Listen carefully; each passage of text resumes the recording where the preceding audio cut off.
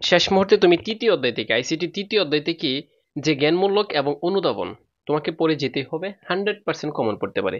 প্রথম কথা হচ্ছে সংখ্যা পদ্ধতি কাকে বলে বা সংখ্যা পদ্ধতি কি। এটার আমি একটা টেকনিক তোমাদেরকে শিখিয়ে দিই। যে পদ্ধতিতে সংখ্যা লেখা হয় তাকে সংখ্যা পদ্ধতি বলে। যে পদ্ধতিতে সংখ্যা লেখা হয় তাকে সংখ্যা পদ্ধতি বলে। এই যে একটা এক নং পর্ব। এরপরে হচ্ছে 1 বাইট সমান কত bit? 8 bit. 1 byte. Radix point কি?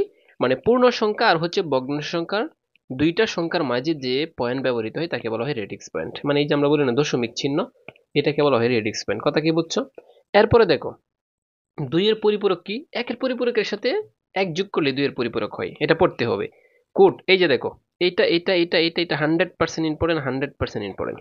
কোড কাকে বলে এটা পড়তে হবে তোমাকে, ঠিক আছে? অঙ্ক, অক্ষর এবং অন্য চিহ্ন প্রকাশের জন্য যে ব্যবহৃত বিটির বিন্যাস, তথ্য সংকেত বা কোড। কথা কি বুঝছো সবাই? বাস এইটা পড়তে হবে তোমাকে। এরপর হচ্ছে এসকিউএল, এটার পুনরূপটা কি? American standard code for information interchange. কথা কি বুঝছো? এটা অনেকবার আসছে। এরপরে বিসিডি কোড কি? Binary coded decimal, binary coded decimal. আচ্ছা, তৃতীয় অধ্যায়ের দ্বিতীয় পাঠ এবং প্রথম পাঠ একসাথে তোমাদেরকে দিচ্ছি। ডিমর্গেনের, আচ্ছা এর রাশির পরিপূরক মানে পূরক কি? পূরক মানে বিপরীত আস কি? এই যে আবার, ঠিক আছে? আচ্ছা, এরপরে তোমাকে যেটা পড়তে হবে, ডিমর্গেনের দুইটা উপপাদ্য বা সূত্র পড়তে হবে। এই দুইটা পড়তে হবে, তোমাকে মুখস্থ করে ফেলবা। এরপরে হচ্ছে এটা আসে ইউনিভার্সাল কোড কি, মানে সার্বজনীন গেট কি, ঠিক আছে? ন্যান গেট আর নর গেট কে সার্বজনীন গেট, আমি এটা বারবার পড়াই তোমাদেরকে। এরপরে হচ্ছে এনকোডার আর ডিকোডার সম্পর্কে পারবা একটু। এনকোডারটা কি? আমি এটার একটা টেকনিক দিই। এনকোডার মানে হচ্ছে মানুষের ভাষা থেকে কম্পিউটারের ভাষায় নিবে, ঠিক আছে? মানুষের ভাষা হচ্ছে কম্পিউটারের ভাষা নেই বা রূপান্তর করে, এটাই হচ্ছে এনকোডার। আর ডিকোডার কি? বিপরীত। কম্পিউটারের ভাষা থেকে মানুষের ভাষা নেই। কথা কি বুঝছো? মানে কম্পিউটারের ভাষা থেকে মানুষের ভাষায় আনবে, এটা হচ্ছে ডিকোডার। আর এনকোডারের কাজ হচ্ছে মানুষ থেকে কম্পিউটারে নেবে। শেষ। এরপরে হচ্ছে অ্যাডার কি? অ্যাডার হচ্ছে সমবায় সার্কিট যা যুগের কাজ করে। শেষ। অ্যাডার হচ্ছে একটা সমবায় সার্কিট যা যুগের কাজ করে। অ্যাডার হচ্ছে সমবায় সার্কিট যা যুগের কাজ করে। রেজিস্টার, এটা আমি মোস্ট ইম্পর্টেন্ট, মোস্ট ইম্পর্টেন্ট, ঠিক আছে? আচ্ছা, যদি বলা হয় যে রেজিস্টার কি ধরনের ডিভাইস?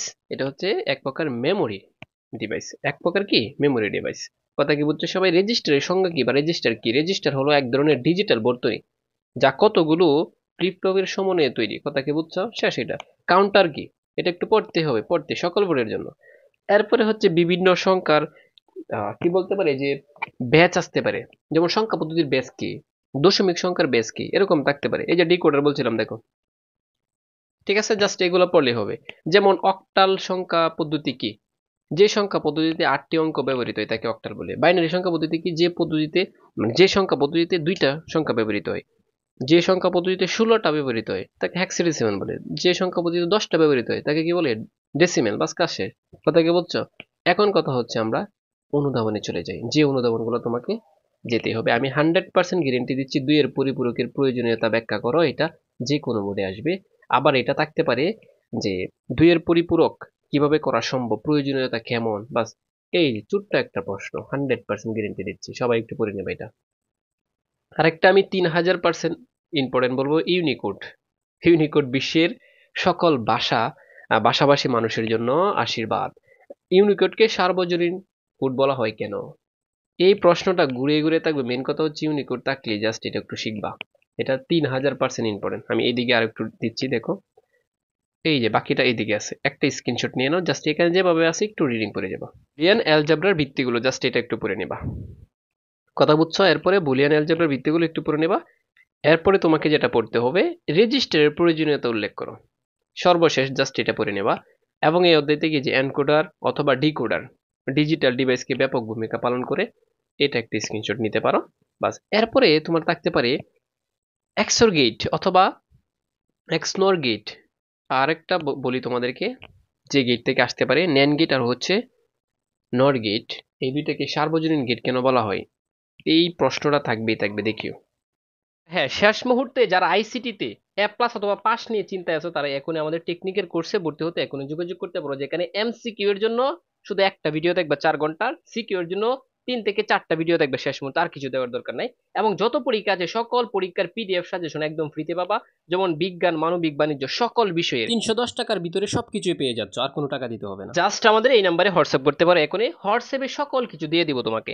কোর্স ফি মাত্র 310 টাকা, পূর্বে ছিল 610 টাকা, 50% অফার চলছে। 100% পাস করো তুমি আইসিটি তে। বিশেষ করে যারা আইসিটি নিয়ে বই আছো, প্রত্যেক বছরে লক্ষ লক্ষ স্টুডেন্টরা শুধু আইসিটি তে ফেল করে এমসিকিউ এ। এবং তোমাকে যেখানে আমি একটা ভিডিও দেবো আইসিটি 4 ঘন্টার, জাস্ট একটা ভিডিও দেখে যাবা পরীক্ষার আগে, আর কোনো বই টই কিছুই দরকার নেই, জাস্ট আমার ভিডিওগুলো দেখে যাবা, ইটস এনাফ। এই নাম্বারে এখনই হোয়াটসঅ্যাপ করতে পারো তোমরা, 01996 49 50 87। জাস্ট বলবা যে স্যার আমি আপনার শেষ মুহূর্তে 310 টাকার কোর্সটা নিতে চাই।